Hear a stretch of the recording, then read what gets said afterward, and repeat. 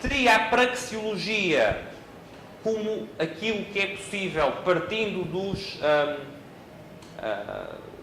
dos tais axiomas, do tal axioma da ação humana e de axiomas auxiliares, aquilo que eu consigo deduzir sobre a ação humana, e, portanto, a praxeologia não considera, ou não se pronuncia, não é não considera, não se pronuncia sobre os fins, nem sobre as motivações psicológicas que levam os indivíduos a ter determinados fins ou a procederem psicologicamente de determinada forma nas escolhas que fazem.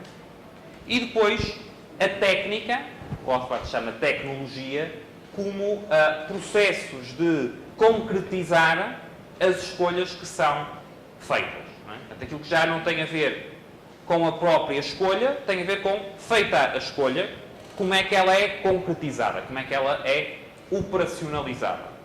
Portanto, eu dei o exemplo quando falei de técnica, se eu estiver a falar de trabalho na madeira, de um marceneiro, não é? Trabalhar sobre a madeira, há um conjunto de aspectos do trabalho que são técnicos. Não é? Portanto, eu decido, eu escolho fazer uma porta em madeira. A concretização da escolha não é automática. Passa por, voltando à ação inicial dos tipos de conhecimento, passa também pela utilização dos tais conhecimentos técnicos.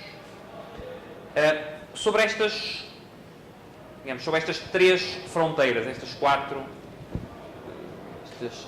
elementos, ética, psicologia, praxeologia e técnica, ou no sentido que o Rothbard chama tecnologia, ficou claro para toda a gente? Ok, primeiro e depois. Sim. Com uma pequena dúvida, tanto a psicologia quanto a praxeologia falam da escolha. Sim, e a ética também. Sim, mas Sim. aí é que eu acho que eu consigo separar. Okay. Mas falam as três.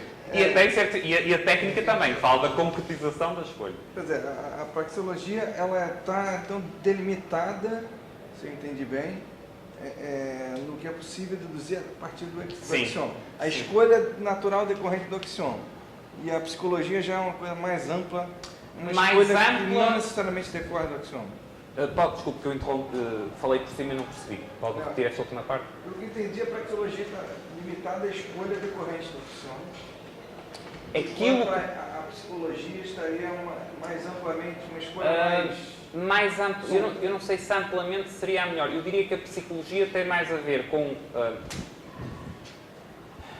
a forma como funcionam os processos mentais da escolha, e a praxeologia tem mais a ver com a categoria conceptual, as implicações e o âmbito de aplicação da própria categoria conceptual da ação humana.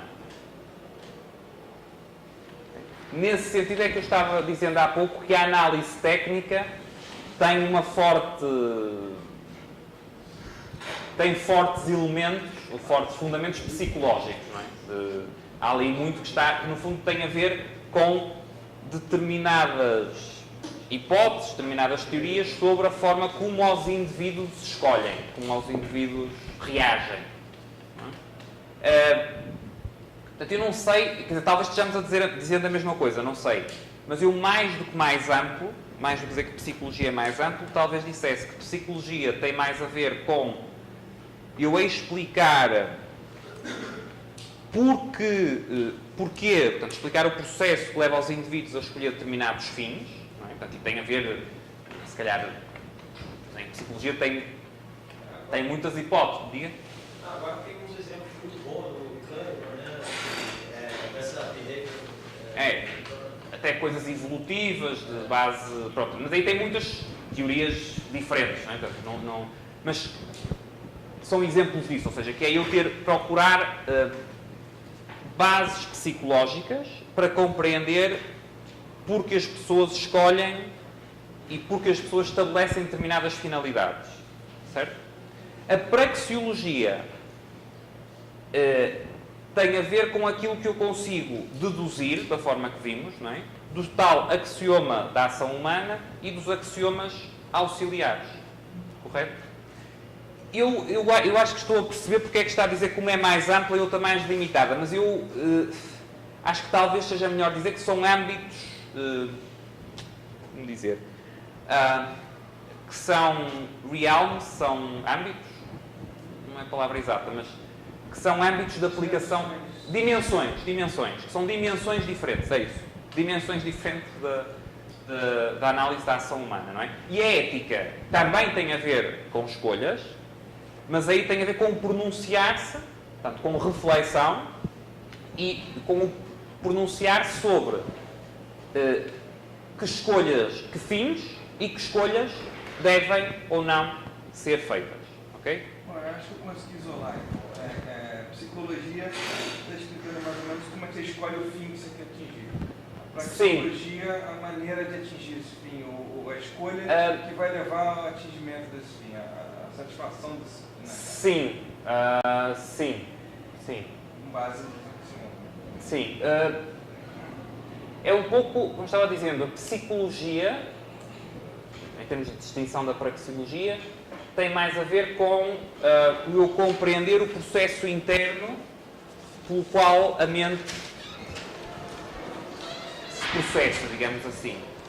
A praxeologia tem mais a ver com o tal método lógico-dedutivo partindo dos tais axiomas, cujo estatuto discutimos na primeira parte. Já agora, no caso da ética, também tem a ver com escolhas e com fins. Não é? Reparem que isto, a ética, ao contrário da praxeologia, não é? Tem também uma componente prescritiva. Não é? Portanto, uma teoria ética dirá também aquilo que você deveria ter como finalidade e aquilo que você deveria, em determinadas circunstâncias, escolher. Okay? Portanto, tem uma componente de, não sei se prescritivo, se é prescritivo. Pronto, no sentido, a ética, a teoria ética gera obrigação moral. Não é? A aceitação, claro, tem discussão sobre qual é que é, não é? Mas gera obrigação. Não é? Portanto, é algo que tem... Isso fala na ação humana que também não agir também é uma forma de ação também, né? Sim. Escolha por não agir. A escolha por não agir, seja em relação... Aliás, nós em relação à esmagadora maioria dos aspectos que compõem a realidade, nós não agimos deliberadamente, não é? Ao escolher agir em relação a algo, estamos também implicitamente a escolher não agir em relação a tudo o resto em que não estamos a agir.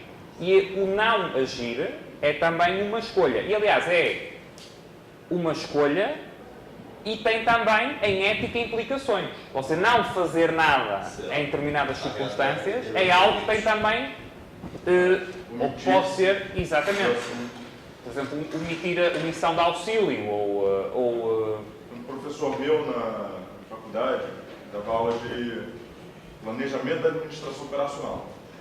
Era sensacional, ele falando sobre alguns assuntos. Ele dizia que era a teoria, de acordo com ele, da mínima dor de corno. Que é, as pessoas em posições importantes normalmente só agem quando não tem mais opção nenhuma. Tipo a questão do primeiro quantitative easing dos Estados Unidos depois da crise de 2008, rolou no Congresso por uns 2 meses até decidir pelo que já estava decidido lá atrás, 2 meses atrás. Só que eles esperaram até não ter alternativa. Eu me perdi um pouco agora. Me perdi. Por que eu puxei esse assunto? Aí acho que se perdeu é difícil ajudar. Estávamos falando sobre... Isso é eu queria. Não agir. Não agir. Exatamente. É uma escolha deliberada não agir, nesse caso, para não se expor.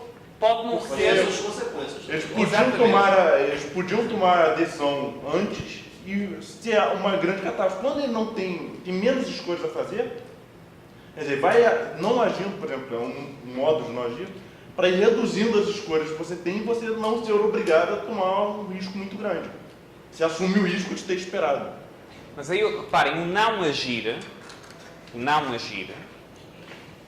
estamos a falar em termos praxeológicos, como eu digo, também tem implicações do ponto de vista ético, quer dizer, pode haver situações em que seja indiferente, mas tem também leitura do ponto de vista ético e tem também explicações psicológicas. Okay? O eu explicar porque é que em determinadas situações o ser humano tende a não agir, também face a essas circunstâncias, tem também, porque é que os mecanismos internos psicológicos levam a não agir, tem também uma componente psicológica. Um ponto importante em termos praxeológicos é que uma teoria uma teoria da ação incorpora a não ação. Correto? Portanto, uma teoria da ação humana incorpora a não ação. Não é? Porque a escolha de agir de determinada forma acarreta implicitamente o não agir de todas as outras. Ok? Portanto, são coisas que são complementares. Sim, portanto, você não é estudar uma coisa e estudar outra. Não, numa teoria da ação humana está também a teoria da não ação. A própria questão do custo de oportunidade. Sim. A não ação é exatamente o custo de oportunidade. O contrário, o custo de oportunidade é uma decorrência da impossibilidade de você não ser omnipotente. Não é? Você não ter poder de fazer tudo ao mesmo tempo.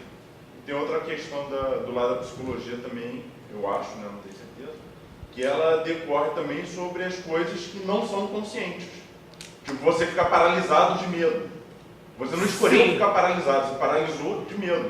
Que é uma coisa que a praxeologia não conta. Sim, porque não está racional. Exatamente. Sim, teria também a ver, ou seja, porque poderia ser incluído, por exemplo, ou seja, porque é que você tem também mecanismos de não ação, ou determinado tipo de reação, ou de inclinação para funcionamento. Exatamente. Só antes de... Por exemplo, até aí nesse caso de não agir, pode ser que o fator tempo seja a resposta até da não ação, né? Sim, lá está. Consideração, tríade fundamental, não é? Ação, tempo, conhecimento. Certo? Portanto, vimos há pouco a lei da preferência temporal, não é? Portanto, você ao considerar a ação, tem que considerar necessariamente também o tempo. Certo? E o tempo não é algo que seja redutível, não é algo que você pode considerar em termos de equiparação de momentos estáticos. Portanto, considerar o tempo não é resolúvel por estática comparada. Considerar o tempo implica considerar mesmo a dimensão temporal. Teria duas questões. Uma tem a ver com essa questão da psicologia, que a ação humana ela trata da ação deliberada. A psicologia ela trata tanto de escolhas conscientes quanto inconscientes. Sim. Né? Então, Sim. Mas a ação humana é limitada apenas, a praxeologia está limitada apenas às ações deliberadamente tomadas pelo ser humano. Né? Correto. Tá. Ainda que essas ações deliberadas sejam influenciadas também por aspectos, exatamente. E esses aspectos são os aspectos que a psicologia estuda e que são distintos conceptualmente, estão do outro lado da fronteira, mas influenciam da mesma forma que considerações éticas sobre que fins também influenciam e considerações psicológicas influenciam o aspecto ético e vice-versa.